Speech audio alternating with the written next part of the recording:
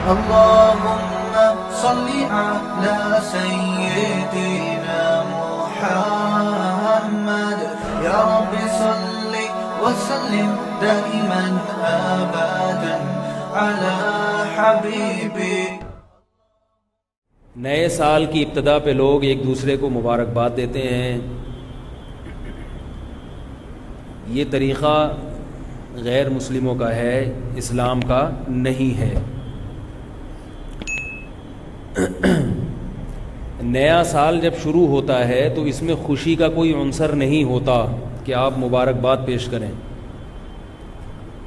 مبارکباد جب دیا کریں جب کسی کنوارے کی شادی ہو جائے، بے اولاد کا بچہ ہو جائے. ایسے موقع پہ مبارکباد کا کوئی تک بنتی ہے، اس کا کوئی تصور ہے. گلا میرا بیٹھا ہوا ہے، تھوڑا سا آپ لوگ برداشت کر لیں. تو کوئی خوشی کی بات ہو نا تو انسان مبارکباد دے، اچھا بھی لگتا ہے. خام خواہ کے تکلفات لوگوں نے نکالے ہوئے ہیں. نیا سال جب شروع ہوتا ہے تو کوئی ایسا کام ہوا نہیں ہے جس سے ہمیں خوشی ہو. اس لیے کہ نئے سال کا مقصد یہ ہے کہ ہم جتنی زندگی لے کر آئے تھے اس میں سے ایک سال اور کم ہو گیا، موت کے قریب ہو گئے. تو اس میں کون سی خوشی کی چیز ہے بھائی؟ کون سی ایسی بات؟ سالگرہ کا بھی یہی تصور ہے کہ آپ 52 سال کے ہو گئے، آپ 53 سال کے ہو گئے، تو خوشی تھوڑی ہے کہ آپ 52 سال کے ہو گئے. غم کی بات ہے کہ 52 کے ہو گئے آپ. لوگ اپنی عمر کم کر کے بتاتے ہیں، اس لیے کہ عمر کا کم ہونا تو خوشی کی بات ہے، عمر کا بڑھنا خوشی کی بات نہیں ہے. تو یہ کیسی بات ہے کہ عمر زیادہ ہو رہی ہے اور اس پہ کیک کاٹے جا رہے ہیں، خوشی منائی جا رہی ہے؟ تو کوئی اس کی کوئی تک نہیں بنتا نا.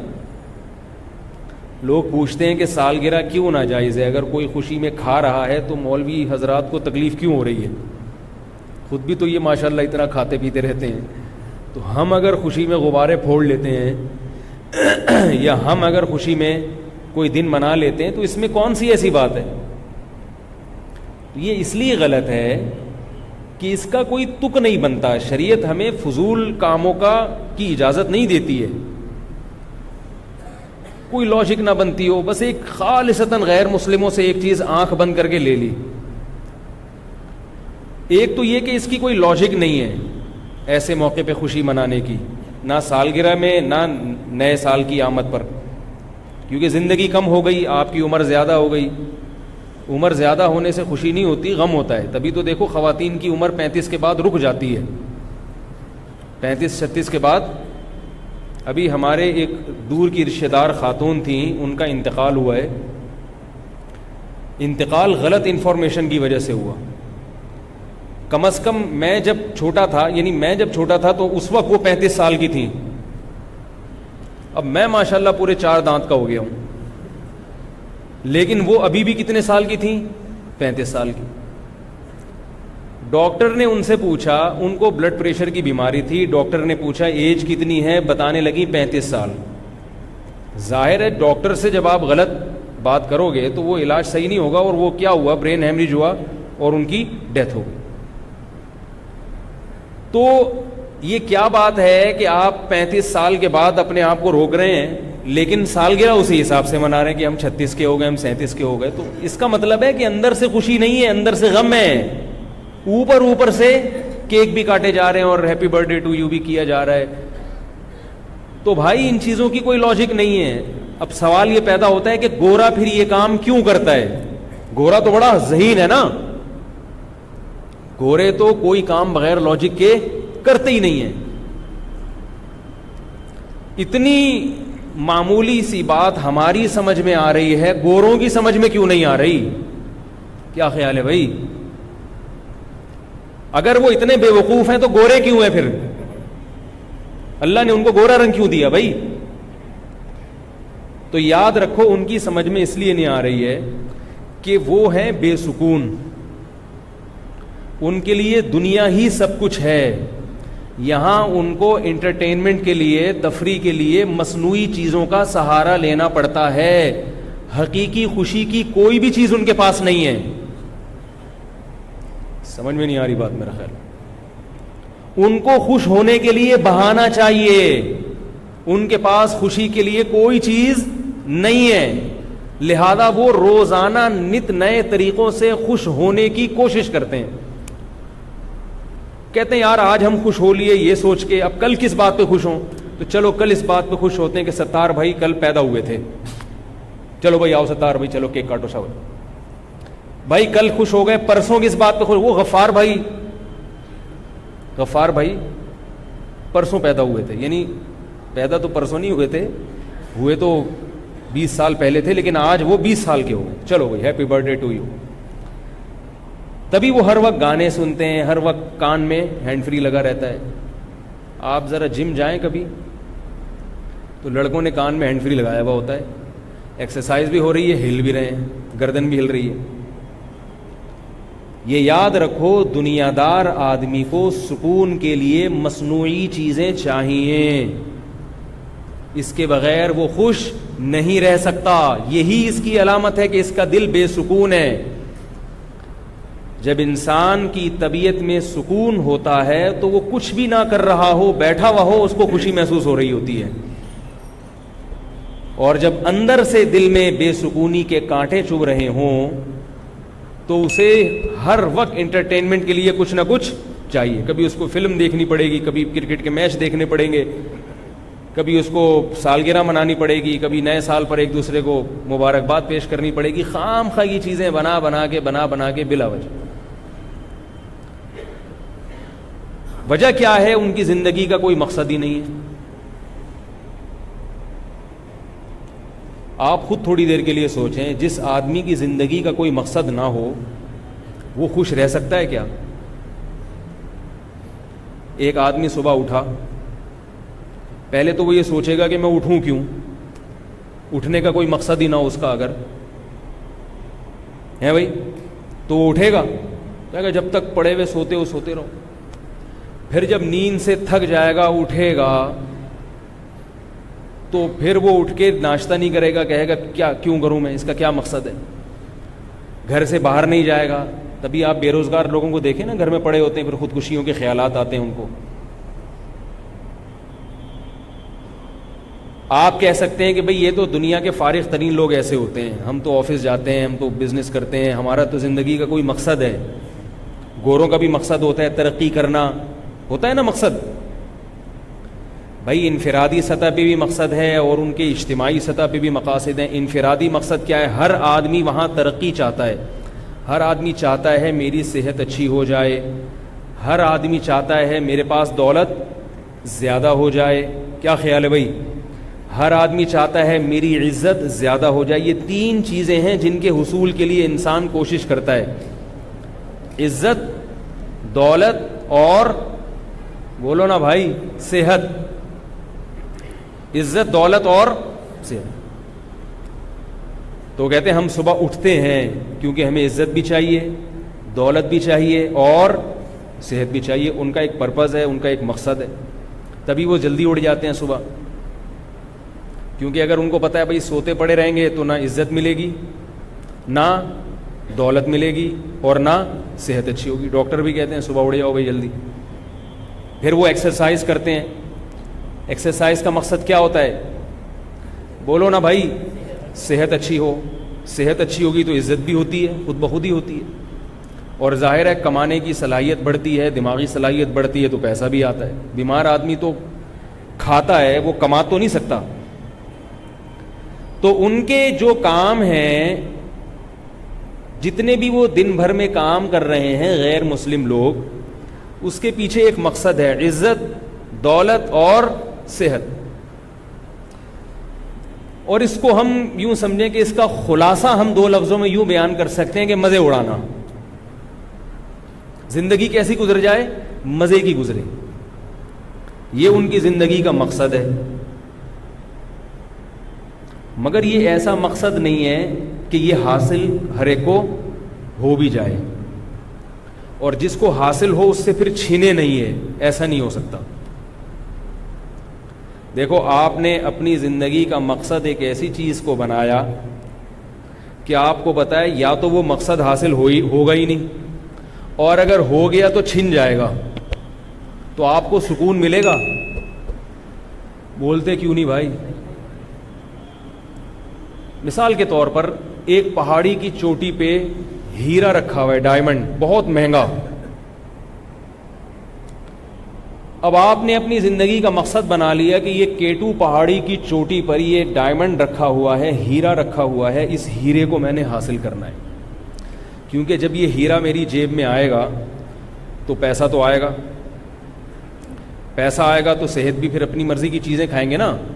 کیا خیال ہے بھائی؟ بہت ساری چیزیں آ جائیں گی, پھر ڈاکٹر بھی اپنی مرضی کا ہوگا, اور عزت تو ملے گی خود بخود. تو آپ نے اپنی زندگی کا ہدف بنایا کہ یہ جو کیٹو پہاڑی کی چوٹی پہ ڈائمنڈ رکھا ہوا ہے میں نے یہ حاصل کرنا ہے. یہ انگریز کی زندگی کا خلاصہ بیان کر رہا ہوں آپ کو. ان کے افراد بھی اسی کے پیچھے بھاگتے ہیں, ان کی حکومتیں بھی. جیسے ابھی امریکہ کو دیکھ لو, یو کے کو دیکھ لو, وہ چاہتے ہیں ہم طاقتور سے طاقتور ترین بن جائیں, ساری دنیا پہ ہماری حکومت ہو, ساری دنیا کے وسائل ہمارے قبضے میں آ جائیں. تو اجتماعی سطح پہ بھی یہی سوچ ہے اور انفرادی بھی یہی سوچ ہے. سمجھ رہے ہو؟ اب مثال میں دے رہا ہوں کہ یعنی مثال تو وہ دی جاتی ہے نا جو آسان ہو سمجھنے میں. تو ایک کیٹو پہاڑی کے اوپر ایک ہیرا رکھا ہوا ہے. امریکہ چاہ رہا ہے کہ یہ ہیرا مجھے مل جائے, لندن چاہ رہا ہے کہ یہ ہیرا مجھے مل جائے, پاکستان چاہ رہا ہے کہ مجھے مل جائے. حکومتیں بھی کوشش میں لگی ہوئی ہیں اور افراد بھی. آپ بھی یہ چاہ رہے ہو کہ مجھے مل جائے, غفار بھائی بھی یہ چاہ رہے ہیں, ستار بھائی بھی, وسیم, کلیم, سلیم کباڑیا, سب کی یہی خواہش ہے. کیا خیال ہے؟ اب ظاہر ہے کیٹو پہاڑی پہ چڑھنا آسان کام نہیں ہے. جب آپ چڑھنے لگو گے تو سارے تھوڑی پہنچیں گے. ما کل ما یتمنى الرجل یدرکہ تجری الریاح بما لا تشتہی السفن. ہر وہ چیز جس کی انسان تمنا کرتا ہے اسے حاصل نہیں کر پاتا. کچھ لوگ حاصل کر پاتے ہیں اور کچھ حاصل نہیں کر پاتے. تجری الریاح بما لا تشتہی السفن. کشتی بعض مرتبہ ایک سمت میں جانا چاہتی ہے مگر ہوائیں اسے دوسری سمت میں موڑ دیتی ہیں. سمندر میں ہوا آپ کی مرضی سے نہیں چلتی کہ آپ کشتی میں بیٹھے تو چونکہ آپ نے عمان جانا ہے تو ہوائیں آپ کو عمان ہی لے کے چلی جائیں. نا نا نا, ہو سکتا ہے وہ کسی اور طرف موڑ دیں آپ کو. اور آج کل تو یہ بہت ہے, آج کل جو لڑکے میں عشق معاشقے چل رہے ہیں 1% کامیاب ہوتے ہیں, 99% تعویذ گنڈوں میں لگے رہتے ہیں. ان کو نہیں ملتا جو وہ چاہتے ہیں. جو وہ چاہتے ہیں ان کو وہ چیز نہیں ملتی, دھکے کھاتے رہتے ہیں ساری زندگی. تو بہت سے لوگ ایسے ہوں گے جو کیٹو پہاڑی پہ چڑھنے کی کوشش کریں گے مگر چڑھ ہی نہیں پائیں گے. وہ تو ویسے ہی غم سے مریں گے کہ نہیں مریں گے کہ یار ہم نے زندگی کا ہدف کیا بنایا تھا, اس ہیرے کو حاصل کرنا, اور یہ ہدف ہم حاصل نہیں کر سکتے تو بے سکونی ہوگی کہ نہیں ہوگی. آپ نے جو مقصد تھا جب وہی پورا نہیں ہو رہا, دیکھو جب مقاصد پہ انسان کمپرومائز نہیں کرتا, وسائل اور ذرائع پہ کمپرومائز کر لیتا ہے. آپ یہاں سے لاہور جا رہے ہیں, آپ کا ہدف کیا ہے؟ لاہور پہنچنا. ٹرین میں بیٹھ گئے آپ, مقصد ہے آپ کا لاہور پہنچنا. اب ٹرین میں سیٹ اچھی نہیں ملی آپ کو, کھانے پینے کی پرابلم ہو رہی ہے, واش روم میں بڑا مسئلہ ہو رہا ہے, پانی ختم ہو رہا ہے, یہ ساری چیزیں برداشت ہو جائیں گی. آپ کہو گے چلو یار جیسے تیسے گزارا چلاؤ, ٹھکانے پہ پہنچ جائیں گے تو سب چیزیں حاصل ہو جائیں گی. لیکن اطلاع ملی کہ یہ گاڑی لاہور جا ہی نہیں رہی ہے, یہ کوئٹہ جا رہی ہے. اب آپ کا کھڑکی سے چھلانگ لگانے کا دل کرے گا کہ نہیں کرے گا؟ کیا خیال ہے بھائی؟ بولے کہ میں تو یہ ساری ٹینشن اس لیے برداشت کر رہا تھا, تب میری جو منزل تھی وہ تو مل رہی تھی نا, منزل ہی نہیں مل رہی, تو مجھے واش روم میں پانی بھی اگر مل جائے, سیٹ بھی اچھی مل جائے, تو میں نے کرنا کیا ہے, جہاں میں نے جانا کہاں ہے, اور جا گاڑی بالکل یہ اپوزٹ سائڈ پہ رہی ہے. اب آپ کھڑکی سے چھلانگ لگاؤ گے اگر شریف آدمی ہوگے. وہ ایک بندہ تھا نا حیدرآباد, وہ پنجاب سے آ رہا تھا, تو اس نے اپنے کسی دوست سے کہا کہ جب حیدرآباد آئے نا تو مجھے بتا دینا, اور میں سو رہا ہوں اور اللہ کا واسطہ مجھے ضرور بتا دینا, اگر میں نہ اٹھوں تو کھڑکی سے پھینک دینا مجھے نیچے, کیونکہ میں سوتو ہوں, میری آنکھ نہیں کھلتی. وہ حیدرآباد آ کے گزر گیا, کراچی آ گیا, تو اس کی آنکھ کھلی. اس دوست سے پوچھا یار مجھے حیدرآباد کیوں نہیں اتارا؟ تو کہنے لگا کہ یار میں نے, وہ کسی نے اس سے کہا کہ اب یہ تمہارا دوست تمہیں تمہاری کلاس لے گا, تم نے اس کو اتارا نہیں اور کھڑکی سے پھینکا نہیں. کہہ رہا نہیں, کلاس اصل میں وہ لے گا جس کو کھڑکی سے پھینکا ہے میں نے باہر. ٹھیک ہے نا, اصل کلاس وہ لے گا جس کو کھڑکی سے باہر پھینکا ہے, جس نے کراچی جانا تھا اور پھینک کہاں دیا اس کو؟ حیدرآباد. تو منزل جو ہے نا, منزل جہاں آپ جانا چاہتے ہیں اس پہ انسان کی دو رائے نہیں ہوتی. اب آپ کہہ سکتے ہیں ایک لڑکا MBA کرنا چاہتا ہے, وہ نہیں کر پایا تو وہ تو خودکشی نہیں کرتا. ایک ڈاکٹر بننا چاہتا ہے, نہیں بن پایا تو خودکشی نہیں کرتا. وہ اس لیے نہیں کرتا کہ اس کا مقصد ڈاکٹر نہیں تھا, اس کا ڈاکٹر بننے سے کچھ اور مقصد تھا, پیسے کا حصول مقصد تھا, عزت کا حصول. تو وہ کہتے ہیں چلو کوئی اور راستہ اختیار کرو. لیکن اگر کوئی فرشتہ آ کے لکھ کے دے کہ نہ آپ کو عزت ملے گی, نہ دولت ملے گی, نہ صحت ملے گی, پھر دیکھو کیا حال ہوتا ہے.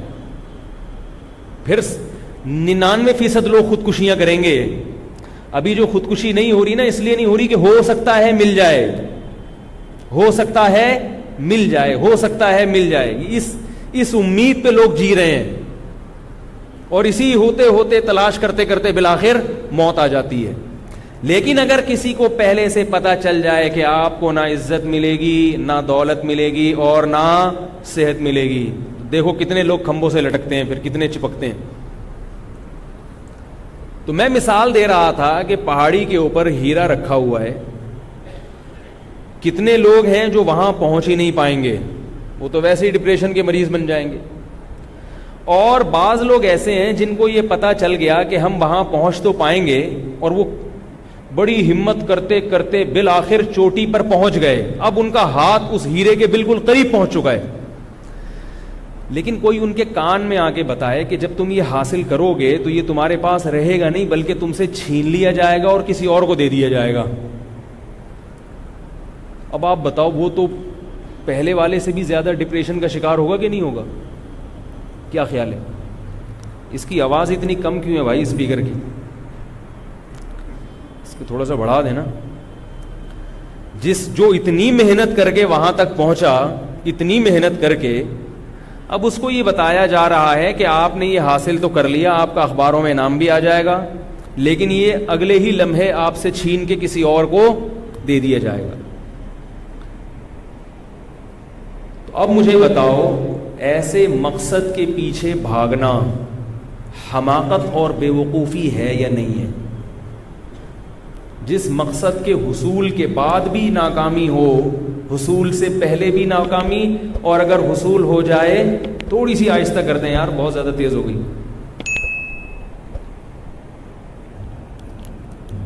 یعنی حصول کے بعد بھی ناکامی اور حصول سے نہ ہو تو بھی ناکامی.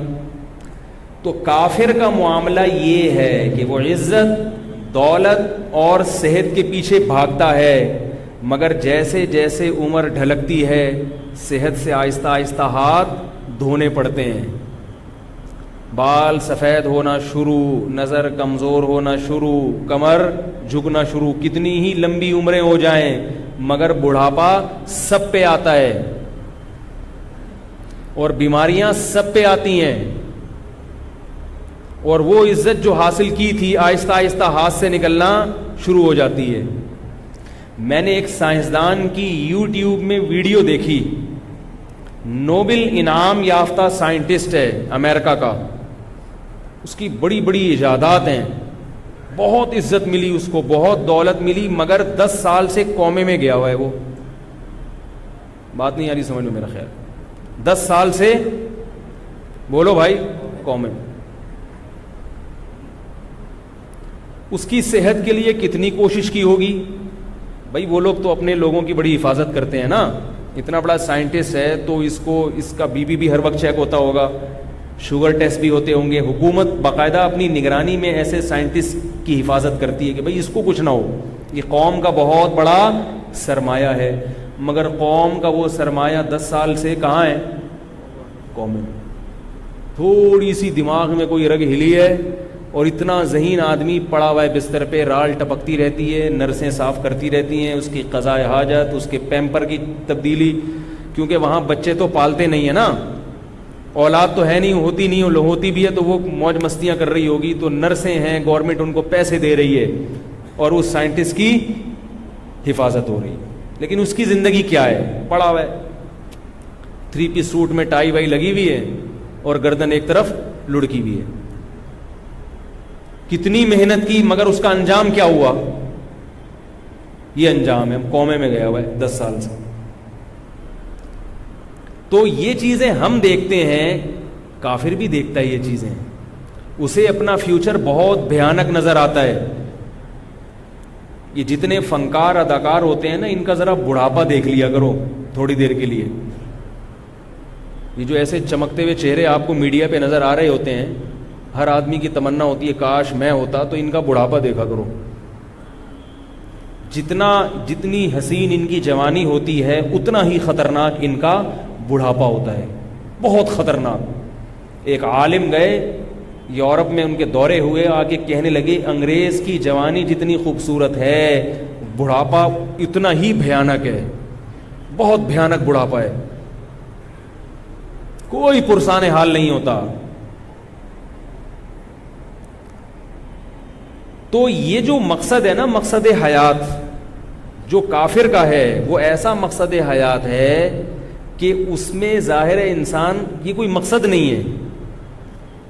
اللہ نے چونکہ اس کے لیے بنایا نہیں ہے نا انسان کو, تو یہ مقصد نہیں ہے. جب ایک چیز آپ کی منزل ہی نہ ہو اور آپ اس کو منزل سمجھ بیٹھو, تو آپ اندر سے ٹوٹ پھوٹ جاتے ہو. آپ چاہے کتنی سکون کی گولیاں کھا لو, مگر آپ کو سکون نہیں ملے گا. دیکھو نفسیات کے جو بڑے بڑے ڈاکٹر یورپ اور امریکہ میں ہیں, ہمارے یہاں نہیں ہیں. جو نفسیات کے بڑے بڑے ڈاکٹر جو ہے نا, وہ جو جتنے وہاں ہیں ہمارے ہاں نہیں. ہمارے ہاں کا ڈاکٹر بھی اناڑی ہوتا ہے, نفسیات کے جو ڈاکٹر ہوتے ہیں, بلکہ خود نفسیاتی ہوتا ہے وہ بیچارہ, حقیقت ہے. اس لیے اپنے آپ کو نفسیاتی ڈاکٹروں سے دور رکھا کرو. وہ دوائیوں پہ لا دے گا, آپ کو لگا دے گا, ان کے پاس کوئی علاج نہیں ہے سوائے وہ ڈپریشن کی گولیوں کے, اور ساری زندگی کے لیے تباہ ہو جاؤ گے.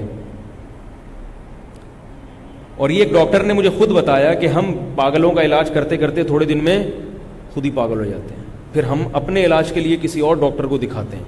یہ حقیقت ہے. جب انسان سارا دن پاگلوں میں بیٹھا رہتا ہے, ہر وقت عجیب عجیب سے, تبھی میں وہمیوں کا فون نہیں سنتا. ایک مسئلہ کسی نے 2 دفعہ پوچھ لیا مجھ سے, تیسری دفعہ پوچھے گا تو میں اس کو وہمی نمبر 34 کی لسٹ میں ڈال دیتا ہوں کہ 33 تک ہے تو 34واں نمبر ہو گیا بھائی تمہارا. یہ حقیقت ہے, کیونکہ اگر آپ نے اس کو فری کرایا زیادہ تو تھوڑے دنوں میں آپ کی دماغ کی چولیں ہل جائیں. ابھی ایک صاحب کا فون آیا, مجھے ہر وقت وہم ہوتا ہے کہ میں بیوی کو طلاق تو نہیں دے رہا, ہر وقت کہہ رہے وہ ایکچولی میں سوتے ہوئے میں اٹھا تو میں نیند میں تھا تو مجھے لگا کہ میں نے دے دی ہے. میں نے ایک دفعہ بتایا, میں نے کہا نہیں ہوئی طلاق. پھر دوبارہ فون, حضرت مجھے ایسا, میں نے کہا دوبارہ بتا دیا. اب اگر تیسری مرتبہ فون کیا تو آپ کا نام غفار ستار کلیم سے نہیں بلکہ وہمی ہو. اور تیسری دفعہ فون کیا اس نے, وہمی نمبر 34. اب فون نہیں اٹھے گا اس کا, چاہے کچھ بھی ہو جائے, زمین آسمان ہی. کیونکہ ہمیں اپنے دماغ کی حفاظت پہلے کرنی ہے, دوسرے کی فکر. ہم اگر پاگل ہو گئے, اللہ نہ کرے, ایسی ایسی فضول باتیں سن کے, تو پھر ہمارے پیچھے جتنے لوگ ہماری اقتدا کر رہے ہیں وہ سارے پاگل ہو جائیں گے. کیونکہ پھر ہم ممبر پہ بیٹھ کے ایسی فضول باتیں کریں گے, لوگ وہ بھی پاگل ہو جائیں گے. تو ایک آدمی جو تھوڑا سا مقتدا اور رہبر ہو, اس کے دماغ کی حفاظت زیادہ ضروری ہے. اگر وہ پاگل ہو گیا تو پوری قوم جو اس کو فالو کر رہی ہے وہ کیا ہو جائے گی, پاگل. اس لیے میں سنتا ہی نہیں. وضو نہیں ہو رہا ان کا, وضو کر رہے ہیں, ہو ہی نہیں رہا. ایک دفعہ بتا دیا بھائی ہو گیا, دوبارہ اب نہیں مجھے فون کرنا. تو تالاب میں چھلانگ لگا کے مر جا بھائی, تو تیرا وضو نہیں ہو سکتا, مر جا تو. ایسے عجیب عجیب گھماتے ہیں باتوں کو. وہمی آدمی خود اپنا علاج کرے تو ہوگا, دنیا میں کسی کے پاس اس کا علاج نہیں ہے. وہ خود اپنے آپ کو اس جنجال سے نکالے. او بھائی شلوار ہے, کپڑے ناپاک ہو گئے, نلکے کے نیچے رکھو, 2-3 دفعہ نچوڑو, نکلو پتلی گلی سے, چھوڑو کہ چھیٹے نہ پڑ جائیں, یہ نہ پڑ جائیں, یوں اتنا عدسے لگا کے دیکھ رہے ہیں. ان کو بتا دیا بھائی ایسے رگڑو دھو لو, بس یہ دیکھتے کیوں کہ چھینٹیں پڑ رہی ہے کہ نہیں پڑ رہی. نہیں حضرت, وہ جو ایسے ہوتے ہیں وہمی ہے. وہ میں نے جب ناپاک شلوار کو ہاتھ لگا کے جب رگڑا تو میرا ہاتھ ناپاک ہو گیا, ہاتھ ناپاک ہو گیا تو میرا ہاتھ یہاں لگ گیا تو یہ جگہ ناپاک ہو گئی, اس کو دھورا بیٹھ گیا. اب جب یہ جگہ ناپاک ہوئی تو انگلی دوبارہ ناپاک ہو گئی. جب یہ انگلی دوبارہ ناپاک ہوئی ہے تو یہ انگلی اگر گھڑی پہ لگ گئی تو گھڑی کیسے پاک کروں؟ تو اگر میں روزانہ اس طرح کے مسائل سنوں گا تو میرا بھی دماغ ایسا ہوگا کہ نہیں ہوگا؟ میں کہتا ہوں اللہ کا واسطہ تو نہیں پاک ہو سکتا بھائی, ہم اللہ کا شکر ہے نہاتے ہیں پاک ہو جاتے ہیں, آپ نہیں پاک ہو سکتے. میں اس کو کہتا ہوں ڈاکٹر کے پاس جاؤ, اور ڈاکٹر کے پاس جانے کا مشورہ کیوں دیتا ہوں؟ تاکہ ڈاکٹر پاگل ہو جائے, اس لیے نہیں کہ یہ ٹھیک ہو جائے. بھائی ہم تو فیس لیے بغیر آپ کو گائیڈ کر رہے ہیں, ڈاکٹر پیسے لے رہا ہے نا, تو پیسے لے گا تو رسک بھی وہ لے نا. پھر پاگل ہونے کا رسک وہ لے جو پیسے لے رہے ہیں, ہم فری پھوکٹ میں کیوں اپنے دماغ کو خراب کریں بھائی. وہ میں نے لطیفہ سنایا تھا نا یہ کہ وہمی آدمی کا لطیفہ سنایا تھا کہ ایک وہمی استنجا کر رہا تھا, اس کو یقین نہیں ہو رہا تھا کہ میں پاک ہو رہا ہوں کہ نہیں ہو رہا. لوٹوں پہ لوٹے بہا دیے اس نے دھو کے بڑے پیشاب پہ نا, وہ لیکن نہیں ہو رہا, اس پہ تسلی نہیں. اس نے کہا دریا میں چھلانگ لگاتا ہوں میں. دریا میں چھلانگ لگایا تو اب اس کو یہ وہم ہو رہا ہے کہ جو پانی گندگی سے آ کے ٹچ ہوا وہ پانی ناپاک ہو گیا. وہ جب ہٹا ہے وہاں سے تو پچھلا والا پانی اس پانی سے ٹچ ہوا تو وہ والا پانی بھی کیا ہو گیا؟ ناپاک. تو وہ بیچارہ گھنٹہ وہ نہا کے پھر وہ اس کو ایک ترکیب آئی کہ یار جب تک یہ دھوپ میں پانی سکھاؤ گے نہیں, یہ سارا پانی دھوپ میں اڑ جائے, اس وقت تک میں پاک نہیں ہو سکتا. تو دھوپ کی طرف رخ کر کے اپنا استنجا سکھا رہے ہو. کسی بچے کو شرارت سوجی, اس نے غلیل میں ڈھیلا رکھ کے مار دیا. جب ڈھیلا اس کے لگا ہے تو وہ بچے کے پیچھے بھاگ رہا ہے. بچہ سمجھا میری پٹائی لگائے گا, وہ کہہ رہا ہے میں تجھے کچھ نہیں کہوں گا, تو صرف یہ بتا دے کہ یہ ڈھیلا ناپاک تھا یا پاک تھا, کیونکہ اگر ناپاک تھا تو اب دوبارہ سے پورا وہی پروسیس کرنا پڑے گا مجھے, دوبارہ سے وہی پروسیس. بعض لوگوں کو طلاق کا وہم ہو جاتا ہے, بعض لوگوں کو وہ میں نے بیوی کو یوں بول دیا تو کہیں طلاق تو نہیں ہو گئی, یوں بول دیا تو کہیں طلاق تو نہیں ہوگی. اللہ کے بندو ہنسی خوشی زندگی گزارو اپنی آرام سے. بعض یوٹیوب پہ ایسے کلپ ہیں کہ وہ طلاق یوں بھی ہو جاتی ہے تو یوں بھی ہو جاتی ہے, اس سے لوگ اور وہمی بن گئے ہیں. یہ جو مسائل کا علم ہے نا, جب تک کوئی واقعتاً مستند مفتی نہ ہو اس کے بغیر آپ کلپ ہی نہ سنا کریں. دیکھو علماء کی بھی نا مختلف فیلڈ ہوتی ہیں جس میں وہ اسپیشلسٹ ہوتے ہیں.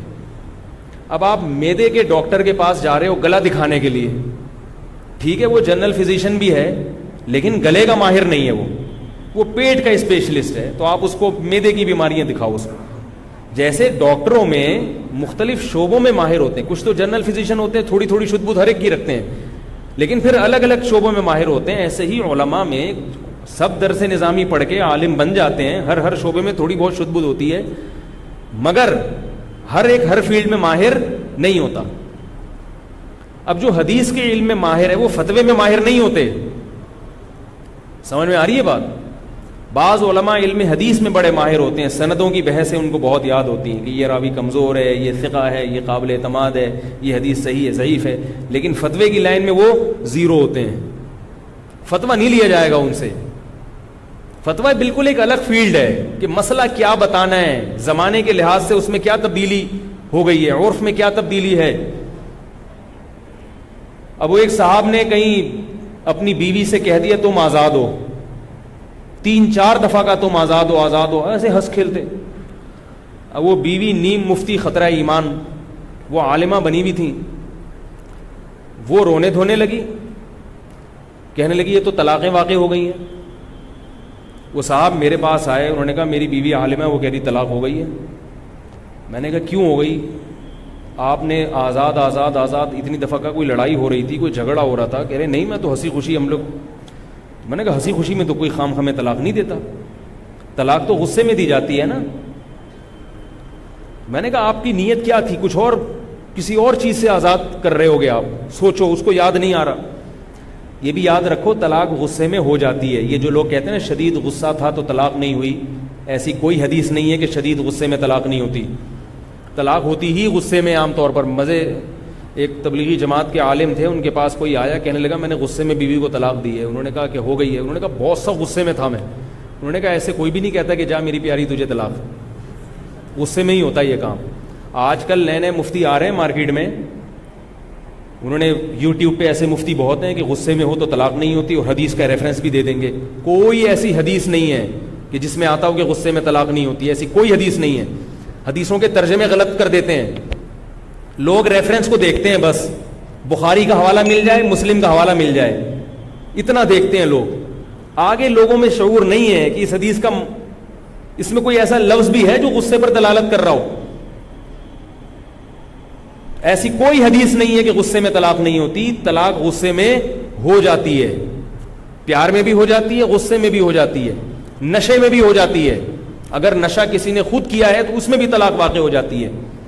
شریعت میں نشہ اگر آپ نے خود کیا ہے تو یہ قابل معافی نہیں ہے. دیکھو یورپ امریکہ کا قانون ہے, شراب پی کے آپ نے بندہ مار دیا آپ کو پھانسی نہیں ہوگی, سمجھ رہے ہو؟ ان کے ہاں قانون ہے. اسلام میں ایسا قانون نہیں ہے. اسلام میں شراب پی کے بندہ مار دیا آپ کو مارا جائے گا, پکڑا قتل کیا جائے گا آپ کو. آپ نے شراب پی کے کسی کو گولی مار دی تو شریعت کیا کہتی ہے, اس کو بھی گولی ماری جائے گی, قصاص لیا جائے گا. وہ کہے میرا دماغ ہوش میں نہیں تھا تو اس کو یہ کہا جائے گا کہ دماغ ہوش میں جو آپ کا نہیں تھا, آپ کے اپنے اختیار سے نہیں تھا, خود پی رکھی تھی آپ نے, کس نے کہا تھا آپ کو پیو. ایسے کیسز ہم نے دیکھے ہیں کہ شراب پی اور بندہ مار دیا. تو وہ پی کیوں تھی آپ نے؟ آپ کو پتا نہیں تھا کہ جب پی جاتی ہے تو بندہ بھی مارا جا سکتا ہے, کچھ بھی ہو سکتا ہے. تو جو آدمی شراب پی کے بیوی کو طلاق دے گا اس کی طلاق واقع ہو جائے گی. سمجھ رہے ہو مسئلہ کہ نہیں سمجھ رہے؟ آج کل یہ بھی فیشن چل پڑا ہے, شراب پیتے ہیں, نشہ کرتے ہیں, طلاق دے دیتے ہیں, کہتے نہیں ہو جاتی ہے. اور جو کہتے ہیں نا میرا دماغ کام نہیں کر رہا تھا نشے میں, اس سے کہو پھر بیوی کو کیوں دی, ماں یا بہن کو کیوں نہیں دے دی طلاق تم نے؟ بہت مشکل ہے سمجھانا. آپ لوگ تو ماشاءاللہ کوئی بھی پی وی کے نہیں آیا نا الحمدللہ, تو آپ کو تو سمجھ میں آنا چاہیے بھائی. اگر وہ کہتا ہے میرا دماغ کام نہیں کر رہا تھا تو سوال پیدا ہوتا ہے کہ پھر بہن کو کیوں نہیں دے دی طلاق, ماں کو کیوں نہیں دے دی, بھائی کو کیوں نہیں دے دی؟ اس کا مطلب پتا تھا کہ یہ بیوی ہے, اس کو ہوتی ہے طلاق. تو چاقو مار دے گا تو لگے گا کہ نہیں لگے گا, اور قصاص لیا جائے گا. ایسے ہی طلاق بھی ہو جاتی ہے. تو میں عرض کر رہا تھا کہ مسائل جو ہے جو باقاعدہ اداروں سے فارغ ہوتے ہیں مستند مفتی, ان سے پوچھا کرو جن کے پیچھے کوئی ادارہ ہو. یہ نہیں کہ تھوڑے دن میں کوئی بھی اٹھ کے تحقیقات عوام کے سامنے مارکیٹ میں لا رہا ہے اور لوگ پھر اس سے مسائل پوچھ رہے ہیں, یہ جائز نہیں ہے. اگر آپ اس کو فالو کریں گے تو کل قیامت کے دن آپ سے سوال ہوگا. لوگ کہتے ہیں وہ دلیل سے بات کر رہے ہیں, ہر ایک دلیل سے بات کرتا ہے. آپ میں دلائل کو سمجھنے کی صلاحیت نہیں ہے, یہ آپ تسلیم کر لیں. اپنی جہالت کا اعتراف آج کل لوگوں سے ہوتا نہیں ہے, یہ بڑی مسئلہ ہے. ڈاکٹر کے سامنے اپنی جہالت کا اعتراف کریں گے کہ آپ معدے کے ماہر ہیں, مجھے نہیں پتا, جی آپ کو پتا ہے. ENT اسپیشلسٹ کے سامنے اعتراف کر لیں گے, ڈاکٹر صاحب آپ چاہے تو کاٹ دیں, آپریشن کر کے گردہ نکال دیں, چاہیں تو نیا لگا دیں, چاہیں تو ڈائلسس پہ لے آئیں, آپ زیادہ جانتے ہیں, میں تو جاہل. جہاں عالم مفتی کی بات آئے گی کوئی آدمی اپنے آپ کو جاہل تسلیم کرنے کے لیے تیار نہیں ہے. یہ بہت بڑا المیہ ہے, قرب قیامت کی علامت ہے یہ. اعجاب کل ذی رأی برأی, ایک روایت میں آتا ہے کہ ہر آدمی اپنی رائے کو سب سے بڑھ کر سمجھے گا کہ میری رائے ہے نا وہ ویسی کوئی رائے نہیں ہے کسی کی. تو بعد میں کیا کر رہا تھا, جلدی سے موضوع کی طرف آتا ہوں. وہ مجھے یاد دلائیں صدقے کے بکرے پہ میرا جو کلپ چلا ہے نا, اس پہ بہت زیادہ اعتراضات ہوئے ہیں, میں اس کی بھی ذرا وضاحت کروں گا. میں نے صدقے کے بکرے کی تو ایسی کی تیسی الحمدللہ کر دی ہے, لیکن اس پہ میری بھی ایسی کی تیسی ہو گئی ہے. بہت سے علماء کی طرف سے میرے خلاف, یعنی خلاف تو نہیں کہہ سکتے, بعض بڑے حضرات بھی ہیں, تنبیہات کے وہ لیٹر آئے ہیں. بعض نے میرے خلاف کلپ یوٹیوب پہ بنا کے ڈالے ہوئے ہیں کہ اس نے تو صدقے کے بکرے کا انکار کر دیا, حالانکہ حدیث میں آتا ہے کہ وہ بکرا صدقہ ہوا تھا اور وہ سیری آئی تھی اور پائے آئے تھے, بکرے کے تھے وہ. تو وہ میں اس کی ذرا وضاحت کروں گا, یہ میں موضوع نہ کہیں رہ جائے.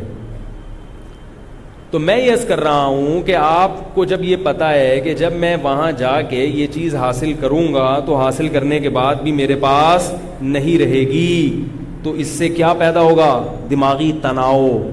تو کافر کے پاس چونکہ کوئی حقیقی مقصد نہیں ہے, یہ جو مقصد ہے نا عزت شہرت, یہ سب ختم ہو جاتے ہیں, ان کو بھی پتا ہے کہ ختم ہو جاتے ہیں, لہذا یہ ایسا مقصد نہیں ہے جس کو واقعتاً مقصود بنایا جائے، مطلوب بنایا جائے.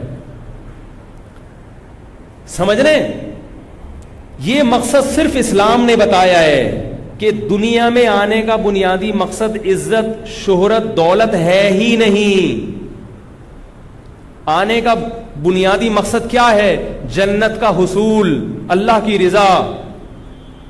لہذا دولت حاصل کرنے کی کوشش کی، نہیں ملی تو صبر کا ثواب ملے گا اور اللہ کی رضا ملے گی. مزے ہو گئے کہ نہیں ہو گئے؟ صحت حاصل کرنے کی کوشش کی، پھر بھی نہیں ملی تو بھی کامیاب. ایوب علیہ السلام کی تو ساری زندگی بیماری میں گزر گئی نا. یہی چیز ان کے لیے کامیابی کا ذریعہ بنی، اور اللہ نے ایوب علیہ السلام کے صبر کو قرآن میں بیان کیا. فرمایا نعم العبد، کیا خوب بندہ تھا ایوب، حالانکہ ان کی ساری زندگی دنیاوی اعتبار سے ناکامی میں گزری ہے. ایسی خطرناک موذی بیماری ایوب علیہ السلام کو لگی، پوری جوانی اس بیماری میں گزر گئی، مگر پھر بھی کیا ہوئے؟ ناکام ہوئے، کامیاب ہوئے؟ کامیاب ہوئے. میرے ایک استاذ تھے، انتقال ہو گیا، اللہ ان کی مغفرت فرمائے. حضرت مفتی رشید احمد صاحب رحمہ اللہ کے خلیفہ بھی تھے. بیمار ہو گئے جوانی میں ہی، بچے بھی تھے ان کے چھوٹے چھوٹے. الرجی تھی ان کو، نزلہ کھانسی بہت زیادہ بڑھ گئی. اتنی لمبی بیماری چلی، اور اس تکلیف میں ہم جب بھی ان کی عیادت کرنے جاتے تھے تو ان کو اپنی بیماری کا زیادہ غم نہیں تھا، اس بات کا تھا کہ پتہ نہیں میری مغفرت ہوگی کہ نہیں ہوگی اگر میں مر گیا. سمجھ رہے ہیں؟ دیکھو یہ کتنی اچھی سوچ ہے. ان کی سوچ یہ تھی کہ اگر میں ابھی صحت مند ہو بھی گیا تو کل دوبارہ لیٹوں گا بستر پہ، ہمیشہ تھوڑی چلتا پھرتا رہوں گا. بھائی اگر میں ابھی بستر پہ لیٹ گیا ہوں اور اب اگر مجھے شفا مل بھی گئی تو کب تک کے لیے ملے گی؟ 10 سال، 15 سال، 20 سال، بالآخر دوبارہ لیٹنا ہے. ایک وقت آتا ہے کہ آپ ابا جا رہے ہیں، ابا آئی سی یو روم میں، لوگوں کی کالز آتی ہے نا، مفتی صاحب دعا کریں ابا آئی سی یو روم میں ہے، ابا کو آپریشن ہے، ڈاکٹر ہوش میں نہیں آ رہے ابا. یہ سب ہوتا ہے کہ نہیں ہوتا؟ میرا خیال ہے آپ لوگ کے ساتھ نہیں ہوگا، سب کے ساتھ ہوتا ہے بھائی. ابا کو ریڑھ کی ہڈی کا کینسر ہو گیا ہے، ابا کو کے گردے خراب ہو گئے ہیں، ابا کو جو ہے نا ہرنیا ہو گیا ہے. جب دوسروں کے اباؤں کے ساتھ ہو رہا ہے تو آپ، میں اور آپ کے ساتھ نہیں ہوگا؟ ہم بھی تو ابا ہیں، اگر نہیں ہیں تو بن جائیں گے کل. ایسا نہ ہو اس چکر میں ابا ہی نہ بنے آپ کہ یار اباؤں کے ساتھ ہوتا میں باپ بنتا ہی نہیں. تو چچا کے ساتھ ہو جائے گا، آپ چچا ہو گئے کسی کے، ماموں ہو گئے کسی کے، ابا ہو گئے تو ذرا عزت کے ساتھ علاج ہو جائے گا، بچے عزت کے ساتھ کر لیں گے علاج. لیکن لیٹنا ہے کہ نہیں ہے تھوڑے دنوں میں جا کے؟ کب تک چلتے پھرتے رہو گے، ناچتے بھاگتے رہو گے؟ بالآخر جنا ہسپتال میں، سول ہسپتال میں کبھی نہ کبھی جا کے لیٹنا ہے. ایک ہی صورت ہے، نہ لیٹنے والی کوئی ٹرک مار کے چلا جائے، آپ کو آن دا اسپاٹ مر جائیں، وہ اور خطرناک ہے. لیٹا ہوا آدمی کم از کم توبہ تو کر لیتا ہے تھوڑا سا.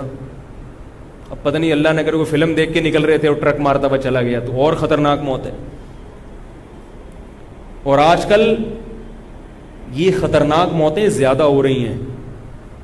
بیٹھے بیٹھے بندہ گر جاتا ہے، ہارٹ اٹیک ہو جاتا ہے. تو اب اللہ والوں کی آپ حالت دیکھیں، بستر پہ لیٹے ہوئے ہیں، بیماری کا اتنا غم نہیں ہے. غم کس بات کا ہے؟ آنکھوں سے آنسو نکل رہے تھے، کہہ رہے دعا کرو اللہ مغفرت کر دے. کیونکہ دیکھو اصل مقصد ہے اللہ کی رضا.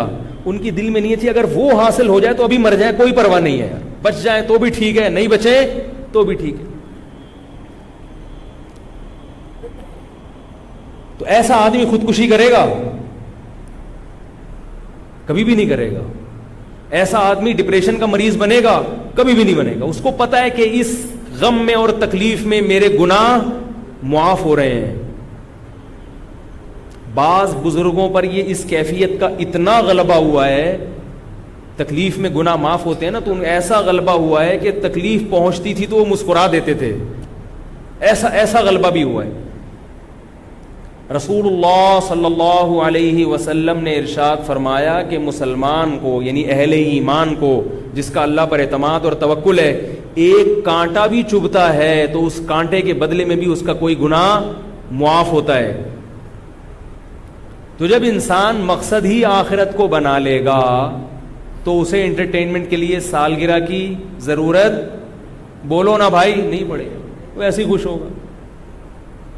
ہر آنے والا دن موت کے قریب کر رہا ہے, زندگی سے بہت زیادہ محبت نہیں ہوگی اس کو, ہوگی محبت اعتدال سے. زندہ رہنے کا ہر ایک کو شوق ہوتا ہے, مگر اعتدال سے ہو تو اچھا ہے, اعتدال سے زیادہ بڑھ جائے تو یہی آپ کو مریض بنا دے گا. کسی سے بھی جب زیادہ محبت ہوتی ہے نا بیوی کے علاوہ تو پریشان ہی ہوتا ہے آدمی. بھائی عشق معاشقہ ہو گیا اور وہ چیز مل نہیں رہی تو پریشان ہوتے ہیں نا لوگ, کھمبے سے چپک رہے ہیں. بھائی نارمل رہتے تو یہ نوبت نہ آتی. کیا خیال ہے؟ تو اسی طرح یہ عشق زندگی سے بھی ہو جاتا ہے بعض لوگوں کو, بلکہ اکثریت کو زندگی سے بھی عشق ہو جاتا ہے. اگر زندگی سے آپ کو عشق ہو گیا تو بڑی خطرناک بات ہے, کیونکہ یہ محبوبہ بالآخر آپ کو چھوڑ کر جانے والی ہے. اس سے جو بے سکونی ہوگی وہ بہت زیادہ ہوگی. اس لیے زندگی سے محبت کرو مگر عشق نہ کرو, ایک اعتدال سے محبت کرو جیسے ہمارے بزرگوں نے کی ہے. اللہ زندہ رہنے کا شوق ہے, مر گئے تو بھی کوئی ٹینشن نہیں ہے, سمجھ رہے ہو؟ نہیں تو آج نہیں مریں گے تو کل مریں گے.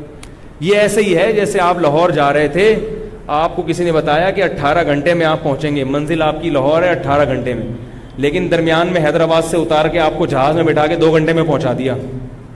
آپ کہو گے چلو یار جو 18 گھنٹے کا سفر تھا وہ 1-2 گھنٹے میں ہو گیا. تو 60 سال میں جانا تھا اللہ کے پاس, 70 سال میں جانا تھا, اللہ نے کیا 35 میں ہی چلو بھائی جب جانا وہی ہے ذرا جلدی چلے گئے. کیا خیال ہے؟ کوئی ٹینشن کی بات نہیں. ہمارے شیخ حضرت مفتی رشید احمد صاحب رحمہ اللہ تعالی, ان کی عمر جب 63 سال کی ہو گئی تو فرماتے تھے اب مجھے زندہ رہتے ہوئے شرم آنے لگی ہے. بھئی نبی صلی اللہ علیہ وسلم 63 میں چلے گا, میں پھر بھی زندہ ہوں. تو شرما شرمی میں 78 سال 80 سال تک زندہ ہی رہے وہ, ٹھیک ہے نا, صحت اتنی اچھی تھی, اتنی اچھی صحت, کیونکہ جب خوش رہتا ہے تو صحت خود بخود اچھی ہوتی ہے. اب زندہ رہنے کی بھی ایک فکر ہے نا, وہ بھی تو آپ کو گھلائے گی اندر سے. کیا خیال ہے؟ اب آپ زندہ رہنے کے شوق میں بہت یار میں مروں نہیں, تو یہ بھی تو ایک ٹینشن ہے نا, تو اس سے تو اور مرو گے.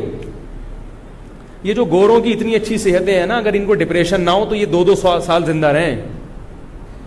اور ہماری جو حالت ہے نا, ہم لوگ جو ٹینشن فری زندگی گزارتے ہیں, اگر ہماری وہ اچھی خوراکیں ہمیں ملنا شروع ہو جائیں تو ہم بھی 200 سال تک چلے جائیں گے.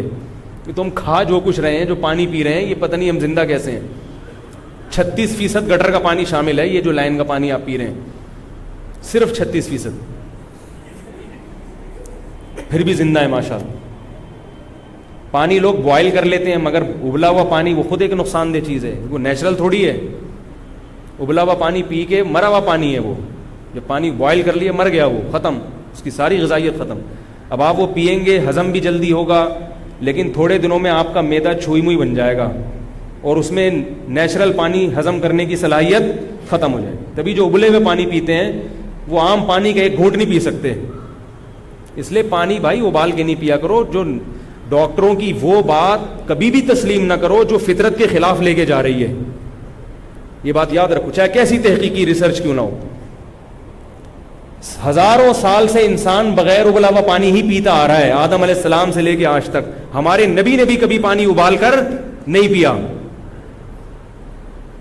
ٹھیک ہے پانی ابال کر پینے میں, اس کو ابالنے میں جراثیم ختم ہو جاتے ہیں, بہت چیزیں آ جاتی ہیں, لیکن وہ نیچرل نہیں رہتا.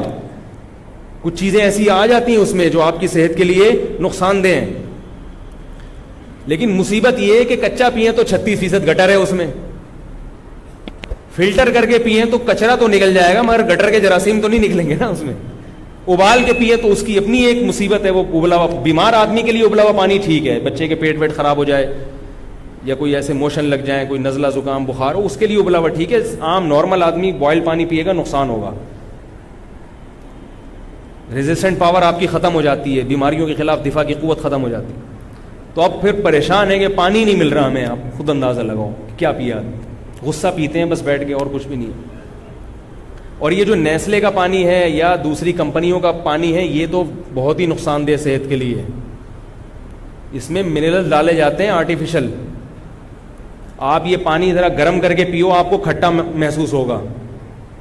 تو اس لیے سب سے بہتر پانی وہ ہے جو لائن میں آ رہا ہے، اس کو فلٹر کر کے پی لیا کرو بس، اور 36% گٹر کو اگنور کر دو. کیونکہ انسان جب یہ ہوتا ہے نا اس میں خود بخود ریزسٹنٹ پاور پیدا ہو جاتی ہے. جس علاقے میں کا پانی پیے گا تھوڑے دنوں میں اسی کا عادی ہو جائے گا. تو اس کے علاوہ اور میں نے بہت اس پانی پہ تحقیق کی ہے، بہت لوگوں سے ملا ہوں کہ پانی کون سا پیے. ہر پانی میں گڑبڑ ہے. یہ جو بازار کا پانی پیکنگ کا آ رہا ہے یہ تو تباہ کر رہا ہے آپ کی ہڈیوں کو، آپ کے بال کو سفید کر رہا ہے. یہ وقت سے پہلے یہ جو پیکنگ کے پانی آ رہے ہیں نا، سیل پیک پانی، کوئی کسی بھی کمپنی کا ہو، سب بیکار ہے. تو سب سے اچھا پانی وہی ہے جو بارش کا پانی برستا ہے، ہب ڈیم میں آتا ہے، کتے نہاتے ہیں، بلیاں نہاتی ہیں اس میں، اور پھر وہ لائن پہ چلتا ہے تو قدرتی نا. پھر وہ گورنمنٹ اس کو فلٹر کرتی ہے، ایسا نہیں ہوتی گورنمنٹ، ایسے اتنی بھی نالائق گورنمنٹ نہیں ہے. اس کو ریت بجری میں فلٹر کر کے تھوڑی سی کلورین ملاتی ہے، جراثیم مر جاتے ہیں، پھر وہ لائنوں میں آتا ہے. تو اس میں جو لائنوں کے اندر جو بلی اور کتے اور چوہے ہیں ان کو چھاننے کے لیے آپ اپنے گھر میں کیا لگا لو، ایک فلٹر لگا لو تاکہ ریت کچرا چھن جائے بس. اس کے علاوہ کوئی اور پانی پینے کی چندہ ضرورت نہیں ہے. یہی ہے. یا بورنگ کا اگر میٹھا پانی نکل آئے تو سبحان اللہ، بورنگ کا پانی کسی اگر میٹھا نکل آئے تو اس سے بہتر تو کوئی پانی ہے نہیں. لیکن ہمارے یہاں بورنگ کا میٹھا ہوتا نہیں. خیر بات کہاں سے کہاں چلی گئی جی. ہاں وہ میں بتاتا ہوں ابھی. تو یہ بات خوب یاد رکھیں کہ وہ لوگ نا انٹرٹینمنٹ کے لیے ان کو کچھ نہ کچھ چاہیے خوشی کے لیے، لہذا وہ سالگرہ بھی منائیں گے، نئے سال پہ مبارکباد بھی دیں گے، ہیپی نیو ایئر بھی کریں گے. کوئی ایسے کام جس کی کوئی لاجک نہیں بنتی ہو کہ تھوڑا ادھر ناچ لو، تھوڑا یوں کر لو. بالوں کے فیشن بنائیں گے، وہ کہیں گے یہ والا اسٹائل تو اب دیکھ لیا ہے یار، ساری دنیا کو پتہ ہے. ہم دیکھو بچپن سے میں ایسے بال رکھتا آ رہا ہوں پٹے والے. یہاں سب علماء کو ہم نے ایسے ہی دیکھا، ایک ہی اسٹائل کے بال ہوتے ہیں، اسی میں خوش رہتے ہیں وہ. لیکن نوجوان نسل کو دیکھو، آج یہ والا پف بنا کے آیا ہوا ہوگا، 2 دن میں دل بھر جائے گا اس کا. پھر یہاں یہ والی سائڈ کی مانگ نکالے گا، پھر یہ والی مانگ نکالے گا، پھر گھنگریالے کر کے آ جائے گا، پھر جیسے وہ جنگلی چوہے کے کانٹے ہوتے ہیں ایسے بال بنا. یہ بے سکونی کی علامت ہے کہ اس آدمی کا دل اندر سے سکون میں نہیں ہے. اگر سکون میں ہوتا تمیز سے ایک جیسے بال بناتا، ایک جیسا فیشن کرتا، ہنسی خوشی زندگی گزار کے دنیا سے چلا جاتا. اس سکون نہیں ہے تبھی تو کبھی یہاں تک شرٹ کھینچی ہوئی کمر نظر آ جائے. عجیب عجیب فیشن آ رہے ہیں، کمر دکھا رہے ہیں اپنی بھائی، کبھی کیا کر رہا ہے کبھی کیا کر رہے ہیں. خواتین بھی یہی کر رہی ہیں، نئے نئے فیشن. یہ خدا کی قسم میرے شیخ مفتی رشید احمد صاحب کہا کرتے تھے کہ جب انسان گناہ کرتا ہے سب سے پہلا عذاب جو اللہ کی طرف سے اس پر آتا ہے وہ یہ کہ اس کے دل کا اللہ سکون چھین لیتے ہیں. دل کا سکون چھین لیتے ہیں. اس کو پھر ان چیزوں میں سکون تلاش کرتا ہے مگر ملتا نہیں ہے. یہ لوگ فیشن تو بہت اختیار کرتے ہیں مگر اس فیشن سے پھر بھی ان کے چہرے پہ نور نہیں آتا. نور نہیں آتا. مائیکل جیکسن کے چہرے پہ نور تھا، کیسا عجیب چپڑا ہوا چہرہ تھا اس کا، حالانکہ کتنی ڈسٹمبر کے ڈبے خالی کیے ہوں گے اس نے اس کو بنانے کے لیے، اور فشنگ اور فشل اور پتہ نہیں کیا کیا، پھر بھی عجیب سا نور. تو ہم نے علماء کے چہروں پر دیکھا ہے، صحابہ صابن سے نہاتے ہیں، نہ کوئی فیشن، نہ کوئی بال بنائے، کوئی ٹوپی پہنتا ہے، کوئی پگڑی پہنتا، آ گئے بس. ساری زندگی میرے شیخ حضرت مفتی رشید احمد صاحب نے ساری زندگی سفید کپڑے پہنے ہیں، ساری زندگی اسی ایک جیسا ڈیزائن، ایک جیسے کپڑے، کیونکہ اندر سے سکون ہے نا طبیعت میں، تو اوپر سے طبیعت میں کھلبلی نہیں مچی ہوئی. دیکھو ایک بات میں آپ کو بتا کے اپنے وہ صدقے کے بکرے پہ جلدی سے بات سمیٹتا ہوں میں. آپ مجھے بتاؤ، جب ہم صبح اٹھتے ہیں، صبح جب ہم اٹھتے ہیں اور ہم گھر میں بیٹھے ہوتے ہیں، جو نمازی لوگ ہیں وہ مسجد میں آ کے صف میں بیٹھ جاتے ہیں، سب خاموش ہوتے ہیں کہ نہیں ہوتے؟ ایک عجیب خاموشی کا ماحول ہوتا ہے فجر کی نماز سے پہلے. امام اگر 4 منٹ لیٹ بھی ہو جائے تو کوئی پیچھے مڑ مڑ کے نہیں دیکھتا، چپ کر آرام سے بیٹھے رہتے ہیں. جو لوگ نماز نہیں پڑھتے وہ صبح اٹھ کے ناشتے واشتے کی میز پہ بیٹھتے ہیں تو بھی گھر میں خاموشی کا سما ہوتا ہے، سب چپ چاپ، بیگم صاحبہ کچن میں اپنا کام کر رہی، لڑائی وڑائی نہیں ہوتی صبح کے ٹائم پہ، سب اٹھے ہوئے اپنا آرام سے، بچے اسکول جا رہے ہیں، استری ہو رہے ہیں کپڑے، یہ سب. وجہ کیا ہے؟ پوری رات نیند کی ہے، ذہن کو سکون ملا، تو اب اس سکون کے آثار کیا ہیں؟ نہ چہک رہے ہیں نہ ہل رہے ہیں.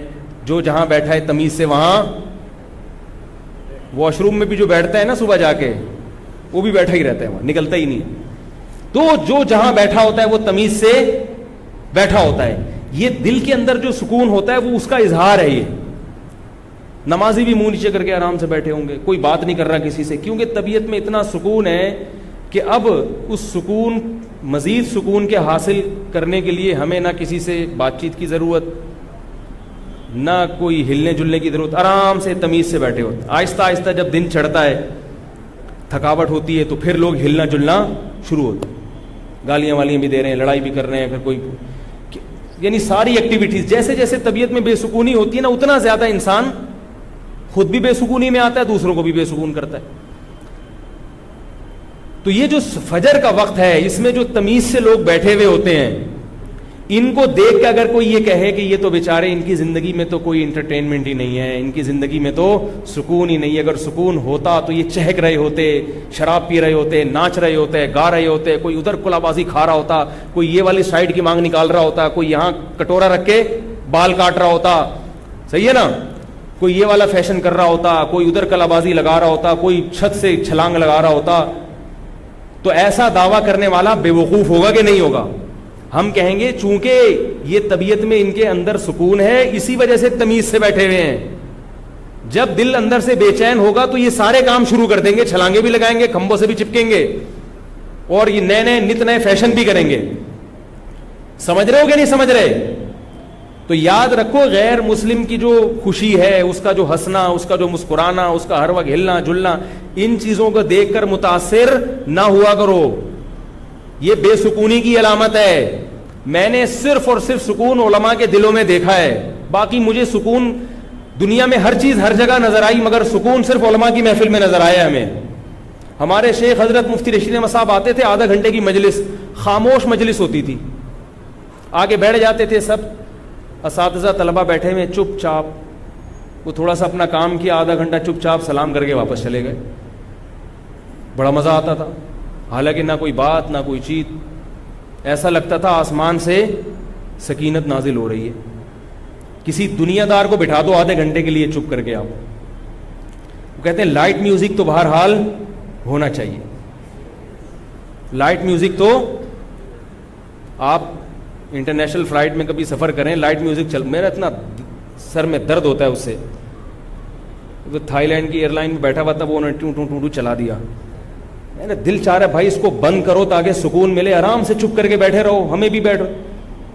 لیکن وہ کچھ نہ کچھ میوزک چلاتے ہیں. تو مجھے اندازہ ہوا کہ ان کی طبیعت میں اتنی بے سکونی ہے کہ یہ چپ کر کے بیٹھ نہیں سکتے. ان کو لائٹ میوزک چاہیے, کچھ ٹن ٹناٹن ہونا چاہیے جس سے یہ سکون میں آئیں گے. تو ان کے سکون کا کرائٹیریا اور ہمارا الگ الگ ہے. سمجھ رہے ہو کہ نہیں سمجھ رہے؟ آپ ان کے ہوٹلوں میں جاؤ, وہاں بھی لائٹ میوزک چل رہا ہوگا, حالانکہ سکون خاموشی میں ہے. تو میرے بھائی ان کے دلوں میں بے سکونی ہے, بے سکونی کے کانٹے چبھ رہے ہیں. آپ اس لائف اسٹائل کو اگر فالو کرو گے تو آپ بھی ویسے ہی ہو جاؤ گے. اس لیے نیا سال جب شروع ہوتا ہے تو ایک دوسرے کو دعا دے دیا کرو, اس میں کوئی حرج نہیں ہے. ایک دوسرے کو تنبیہ کی, عبرت کی باتیں کر دیا کرو کہ بھائی اب زندگی میں ایک سال اور کم ہو گیا تو ذرا تجدید کر لیتے ہیں. نیا سال اب جیسے پہلے ہم نے زندگی گزاری ہے غلط گزاری ہے, اب یہ 1439 ہجری شروع ہو گیا, آؤ عزم کرتے ہیں کہ اس سال ہم وہ غلطیاں نہیں کریں گے جو پہلے ہم نے کی تھی. یہ باتیں تو ٹھیک ہیں, سمجھ رہے ہو کہ نہیں سمجھ رہے؟ ایک تجدید کرنی چاہیے, بھائی زندگی میں ایک سال اور کم ہو گیا تو اب تھوڑا سا ہم اس کو تازہ کر لیں. ایسے میسج گھمانا تو ٹھیک ہے, مبارکبادی, ہیپی نیو ایئر, یہ فضول چیزیں ہیں, یہ ان پہ سوٹ کرتی ہیں, یہ ہم پہ سوٹ بول لو یار نہیں کریں.